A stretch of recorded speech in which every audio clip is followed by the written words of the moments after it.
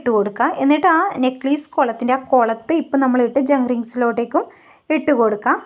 ഞാനിപ്പോൾ ഇവിടെ യൂസ് ചെയ്യുന്നത് എസ് കുളത്താണ്.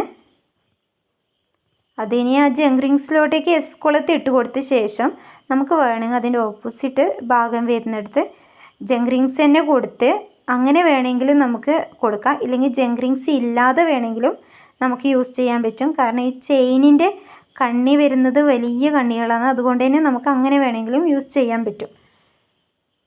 ഇനി ഇതേപോലെ ഒരു ഹെയർ ബോ ആണ് എടുത്തിട്ടുള്ളത്. സിമ്പിളാണ്. നമ്മൾ നേരത്തെ എന്താണോ ചെയ്തത് അത് തന്നെയാണ് ഇപ്പോഴും ചെയ്യാൻ പോകുന്നത്. ആ ഒരു ബേസ് വെച്ചിട്ട് തന്നെയാണ് ചെയ്യാൻ പോകുന്നത്. ഇതേപോലെ മുറിച്ചെടുക്കുന്നുണ്ട്.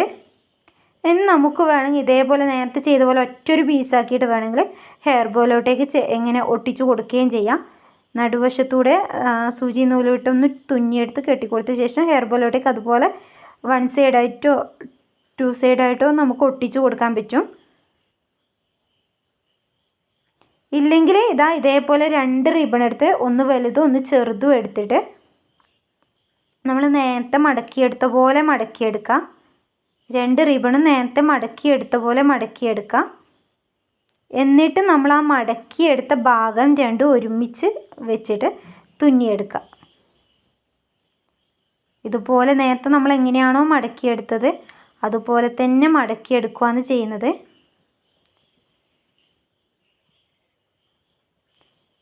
ഇനി നമുക്ക് ആ മടക്ക് കാണുന്ന ആ ഭാഗം ഒരുമിച്ച് പിടിച്ചിട്ട് വേണമെങ്കിൽ തുന്നിയെടുക്കുക. വലുത് താഴെയും ചെറുത് മുകളിലും വെച്ചിട്ട് ഇതുപോലെ ഒരുമിച്ച് വെച്ചിട്ട് നമുക്ക് സെൻറ്ററിലൂടെ ഒന്ന് തുന്നിയെടുക്കാം. നമ്മൾ നേരത്തെ എങ്ങനെയാണോ സൂചി തുന്നിയെടുത്തത് അതുപോലെ തന്നെ തുന്നിയെടുക്കാം.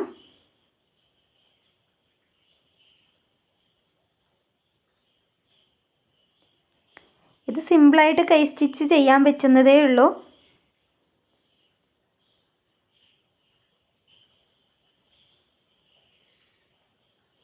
ഇതേപോലെ എടുത്ത ശേഷം ടൈറ്റ് ചെയ്ത് കെട്ടിക്കൊടുക്കുക. നമ്മൾ നേരത്തെ എങ്ങനെയാണോ കെട്ടിയത് അതുപോലെ തന്നെ ടൈറ്റ് ചെയ്ത് കെട്ടുകയാണ് ചെയ്യുന്നത്.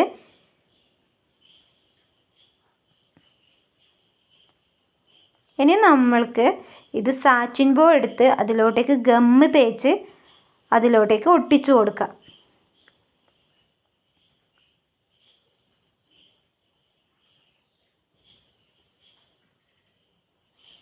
ഗമ്മ് തേച്ച് അതിലോട്ടേക്ക് ഇനി ഒട്ടിച്ചു കൊടുക്കാം. ടൈറ്റ് ആക്കിയിട്ട് 3-4 കെട്ട് കൊടുക്കാം. നിങ്ങൾക്ക് വേണമെങ്കിൽ ഗമ്മ് തേച്ച് ഒട്ടിക്കുന്നതിന് പകരം ഈ നൂല് വെച്ച് തന്നെ നമുക്ക് ഹെയർ ബോയിലോട്ടേക്ക് കെട്ടിക്കൊടുത്ത ശേഷം ആ നൂല് കാണാതിരിക്കാൻ വേണ്ടി ഹെയർ ബോൻ്റെ താഴെ ചെറിയ കഷ്ണം ഫെൽറ്റ് ഷീറ്റ് എടുത്ത് മുറിച്ച് ഒട്ടിച്ചു കൊടുക്കുകയും ചെയ്യാം. ഇതുപോലെ വെച്ചിട്ട് ഇനി ഗമ്മ് തേച്ചിട്ട് ഇതേപോലെ ഹെയർ ബോൻ്റെ ഒരു ഭാഗത്ത് ഒട്ടിച്ചു കൊടുക്കുകയാണ് ചെയ്യുന്നത്.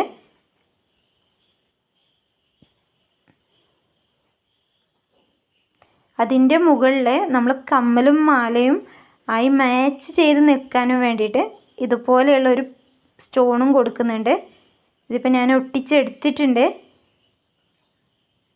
അപ്പം നമ്മൾ ഇന്നത്തെ ക്ലാസ് ഇവിടെ വൈൻഡപ്പ് ചെയ്യാം.